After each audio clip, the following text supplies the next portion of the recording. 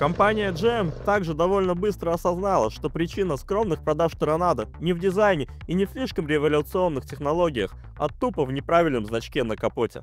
Так, собственно, в чем проблема? Бренд Cadillac также принадлежал General Motors, а популярная модель Eldorado как раз устарела и требовала обновления. Схема была проста. Торонадо был построен на платформе E-Body. Вот на ней же и построили новую модель Cadillac Eldorado, используя все тот же унифицированный силовой модуль.